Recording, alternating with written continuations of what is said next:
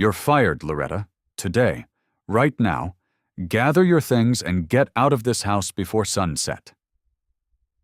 Garrett Whitmore's voice cut through the living room, filled with people dressed in black, and the silver tray in Loretta Hayes's hands trembled once, before steadying again.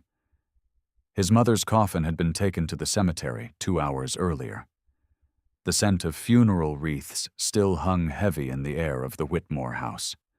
50 guests stopped chewing their canapes at the same time. Someone dropped a glass in the kitchen. The sound of shattering glass came muffled, distant, as if from another world. Loretta was 67 years old. She had raised Garrett since he was 3 months old. She set the tray down on the grand piano, slowly, and looked at the boy who was now a man in a black suit, far too expensive for his age. She said nothing. She didn't need to. But that was at 4 in the afternoon. That was much later.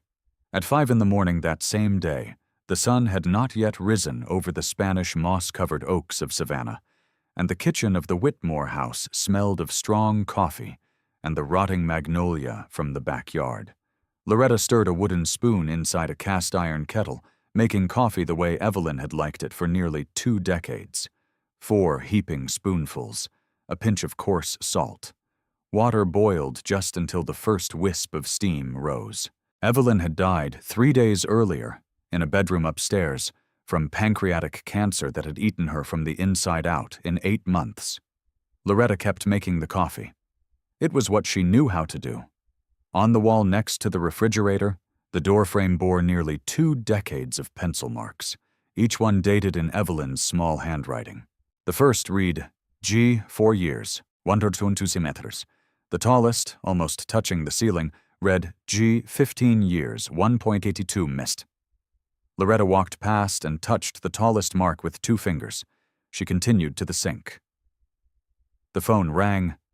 The display lit up.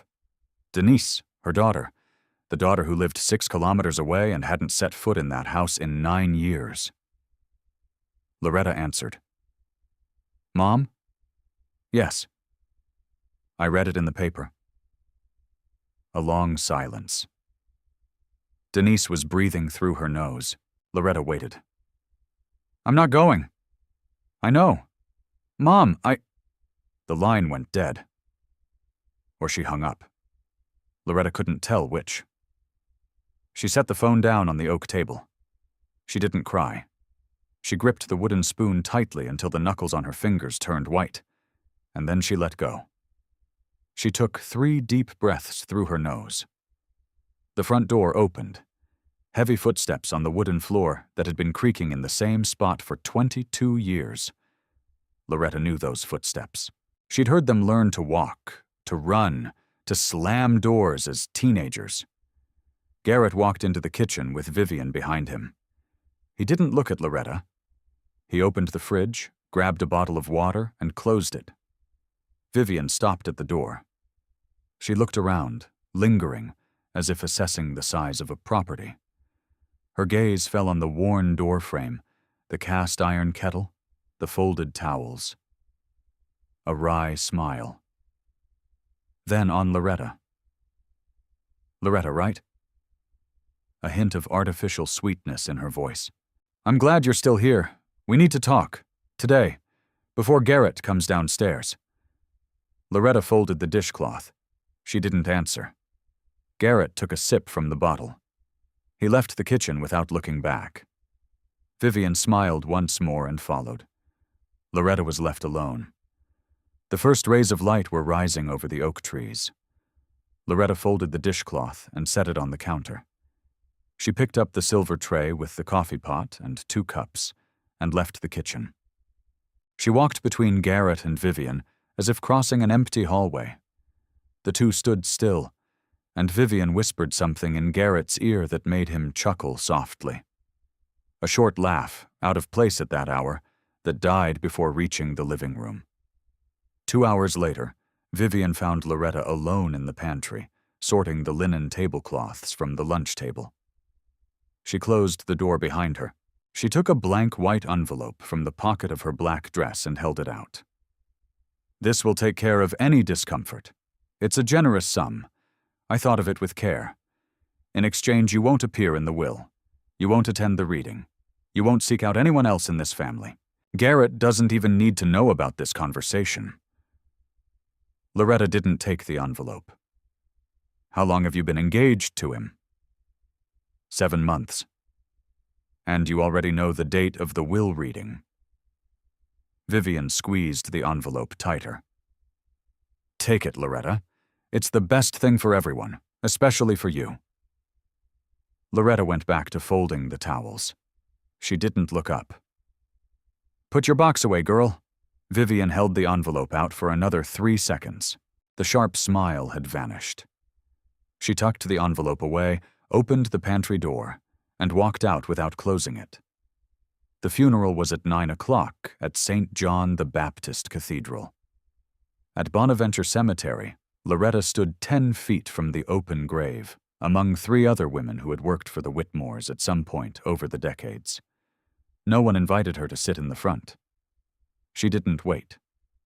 At 2 in the afternoon, the funeral reception began at the house. 50 people circulating through the rooms that Loretta had cleaned, waxed, and perfumed for 22 years. She returned to the role she knew.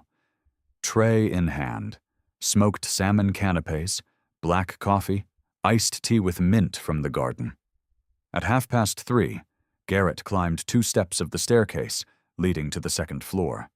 He picked up a champagne flute. He tapped it lightly 3 times with a teaspoon. The sound of crystal against silver cut through the conversations. A new era is beginning for the Whitmore household, he said. His voice came out a little louder than he intended. And every new era requires adjustments. He looked for Loretta. She was standing by the piano, pouring coffee for Evelyn's sister. Loretta? The entire room turned to face him. You're fired. Today now. Get your things and leave this house before sunset. Dead silence. Someone dropped a glass in the kitchen. Evelyn's sister opened her mouth and closed it. Loretta set the tray down on the piano. Slowly. She wasn't shaking. She looked at Garrett with a lingering gaze, without anger, without tears. Just a kind of acknowledgement, as if confirming at last something she had always known deep down and never wanted to believe. She nodded once, turned her back, left the room without running, without stumbling, without lowering her head. Evelyn's sister reached out her hand as Loretta passed. Loretta didn't see it, or didn't want to see it. In the corner of the room, Maurice Ashby clutched the leather briefcase under his arm. A small vein throbbed in his temple. He knew something Garrett didn't yet know, and that something had been written, signed, and notarized 3 weeks before Evelyn's death. If you've made it this far feeling the weight of that room's silence, subscribe to the channel now. There's still a lot to come. What that lawyer carries inside his briefcase will tear through the next part. Loretta climbed the 18 steps of the back staircase for the last time. She entered the maid's room next to the laundry room. 3 meters by 2, a cast-iron bed, a pine dresser, a small window overlooking the garden.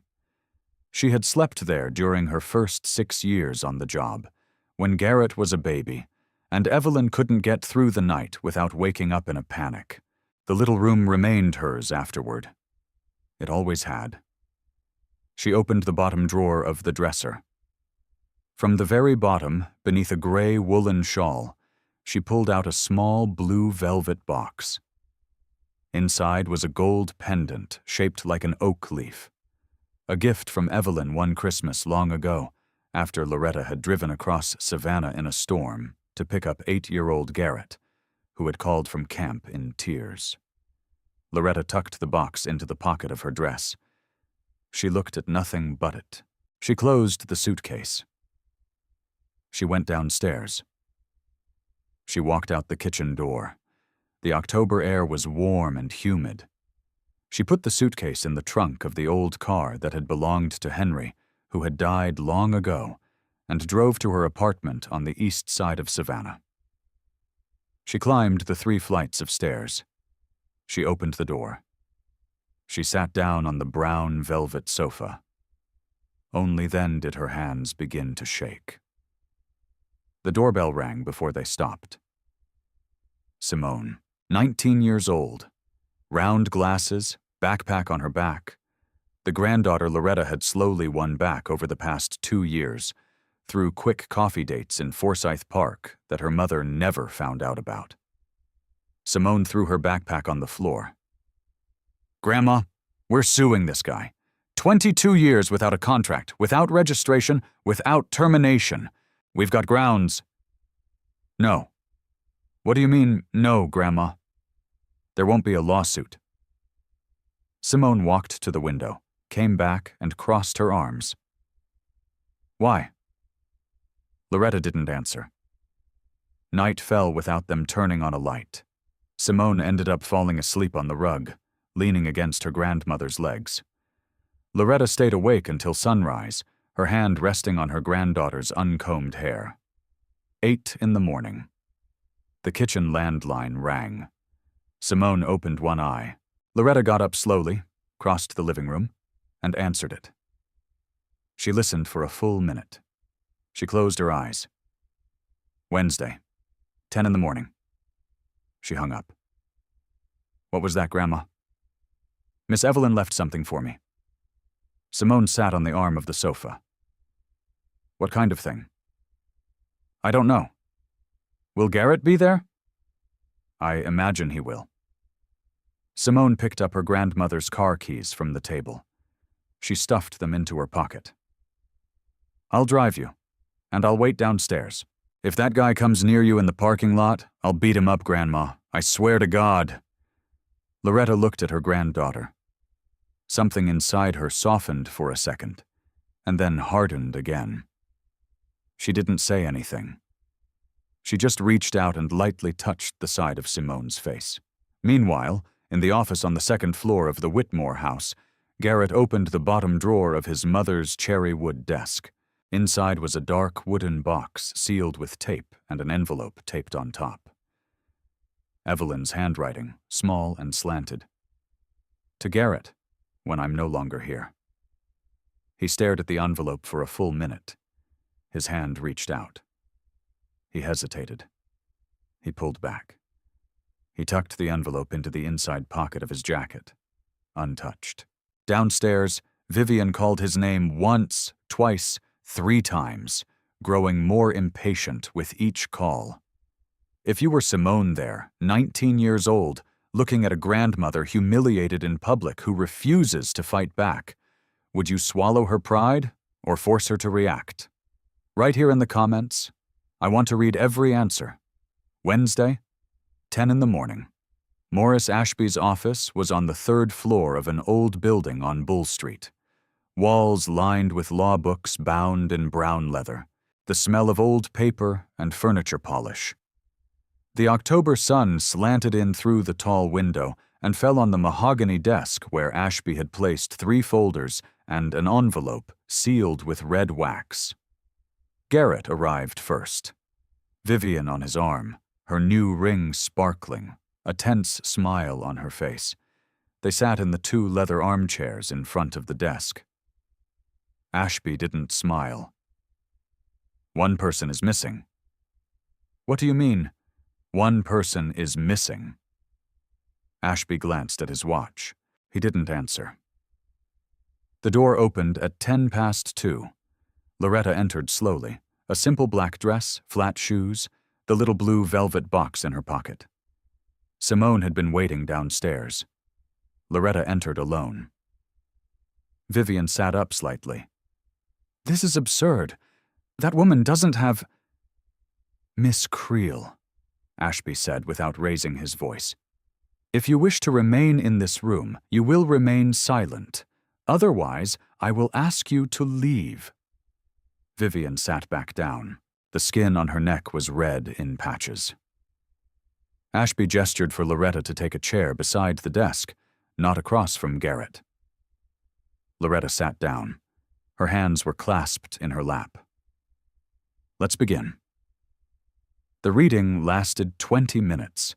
Savannah's house, The Tybee Island property, the investment fund, the family business shares. All to Garrett. Vivian relaxed her shoulders. Garrett nodded once, twice. Ashby picked up the second folder. Specific clause. Sole beneficiary, Loretta May Hayes. Funds deposited in a separate account at Wells Fargo, plus the pearls belonging to Evelyn Whitmore's maternal grandmother, Lucille Calloway, in a sealed box in this office's custody. Vivian didn't react to the amount. She already knew it existed. Her hand clenched her own knee under the table. Garrett looked at Loretta for the first time in 3 days. Loretta was staring at her own hands.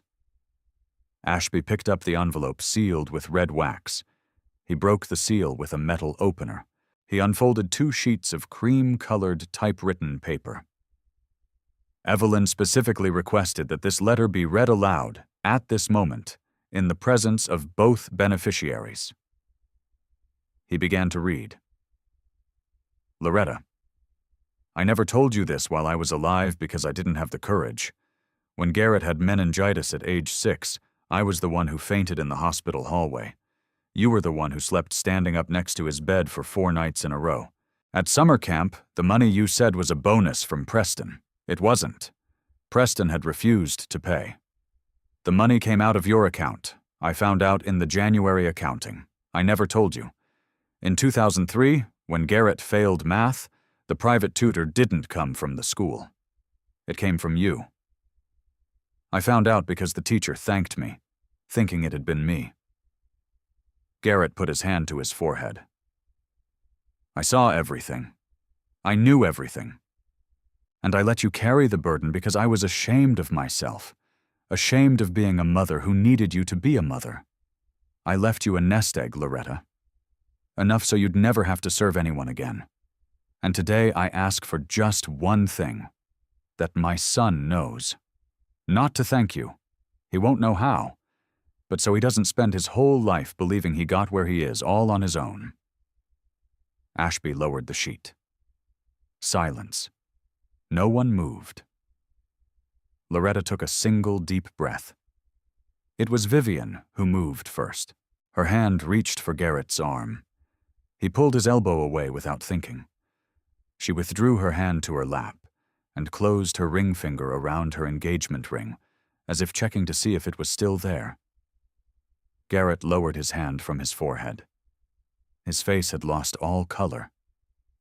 If this twist gave you chills, leave a like right now. That's what keeps stories like this alive on YouTube. Simone drove slowly down Bull Street. Loretta in the passenger seat, Lucille Calloway's pearl box on her lap, the brown envelope with the clause documents resting on her legs. They didn't speak. It had started to rain when they left the Ashby building, a fine October rain falling from the oak trees and darkening the brick sidewalks. They climbed the 3 flights of stairs in the Waters Avenue building. Simone opened the door. She made coffee. The smell of dark grounds filled the room. She placed a cup in her grandmother's hand.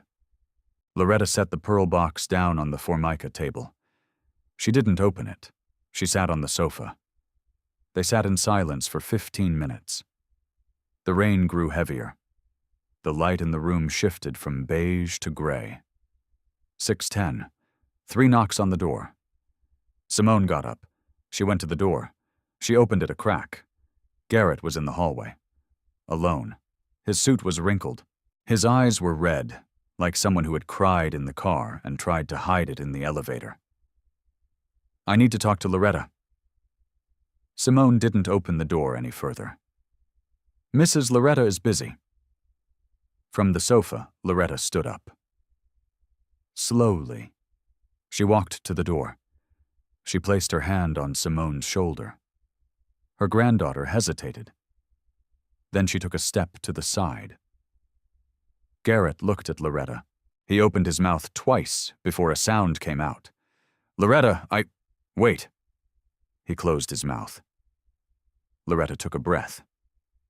She looked at the face of the boy she had bathed, fed, watched over, and comforted, and who was now a 22-year-old man standing in a hallway with a light rain falling behind him on the iron railing. I took care of you because it was my job, and because you were a child. A child isn't to blame for the parents they're given. Pause. But today you're a man, and a man has to carry what he chooses. What you chose in that room, no one chose for you. It wasn't Vivian. It wasn't your dead father. It was you. Garrett looked down at his own shoes. I don't want your apology. The apology is for you, not for me. Learn to carry it first. Then you'll see what you do with it. She closed the door, slowly, without slamming it. She stood with her back to the door, her forehead pressed against the wood. She closed her eyes. For a full minute, she didn't move. Simone didn't say anything. She just looked at her grandmother the way you look at someone who's just pulled a thick splinter out of their chest. Simone went to the kitchen. She grabbed her cell phone. She closed the door behind her before speaking. She came back 4 minutes later. Grandma, Mom's on her way. Loretta opened her eyes. 7:22. 3 knocks on the door. Firm. 3 knocks that Loretta had known since her daughter was 12 and would come home from school with some problem she never talked about. Simone opened the door. Denise was there. 40 years old. Hair pulled back in a tight bun, eyes painted too black. A plastic lunchbox held in both hands. Fish stew with okra, just like you used to make. Denise didn't come in. She stayed on the threshold. Her eyes passed over Loretta and returned to the floor. She opened her mouth. She closed it. Loretta went to the door. She took the lunchbox from her daughter's hands. Come in, Denise. Denise stepped inside. 1 step, just 1. She stood in the middle of the room, as if unsure of her own body's size in that space.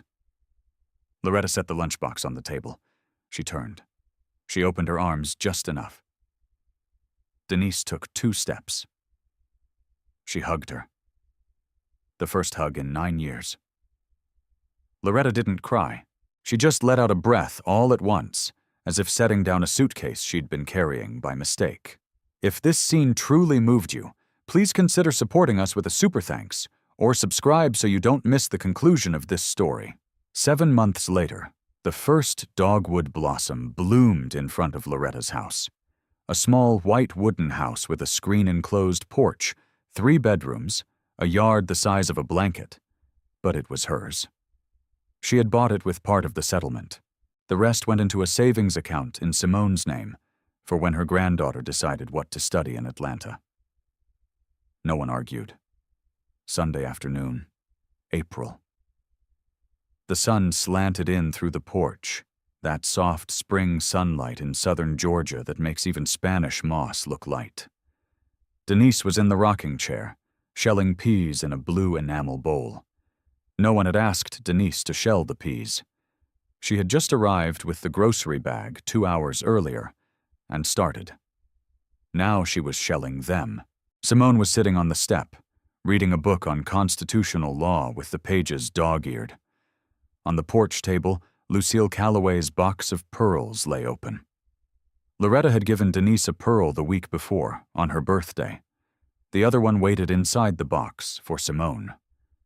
Neither of them had offered to take one. Loretta had chosen.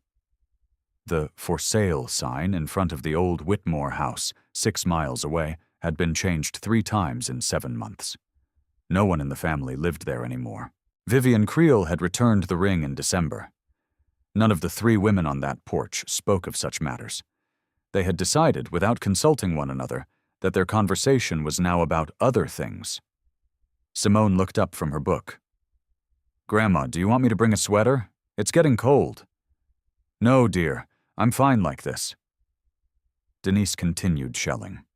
1 pea at a time. Her fingers, long and slender, had the same knuckles as Loretta's. Only now, after everything, had Loretta noticed that. Inside the house, in the hallway leading to the back bedroom, A small frame held a photograph of Henry in his shipyard uniform from 1971. Next to it, in an identical frame, a photo of 5-year-old Denise in a yellow dress, in a park in Savannah where Loretta had taken her for an entire afternoon while Evelyn thought she was working. Loretta had never told anyone that. That afternoon, Denise had fed bread to the ducks, and it had been the last time in her life that Loretta had been a full-time mother for 6 straight hours. Now the photo was framed in the hallway. Denise walked past it twice that Sunday and said nothing, but the second time she lingered half a second longer. A bird sang in the dogwood. Loretta closed her eyes. Not to sleep, just to feel the sun hit her eyelids, warm and steady. There is love that goes through life without a name and remains what it was. And you there, who made it this far? You know a Loretta, too. A woman who served you coffee without you asking, who waited up for you, who carried what wasn't hers for far too long. If she's still alive, today is a good day to call. Today, not tomorrow. Today. And if she's already gone, today is a good day to say her name out loud to someone who still wants to hear it. Her name cannot die in silence. Thank you for sticking with me this far. Seriously, every minute you spend on this side of the screen is what keeps stories like this alive.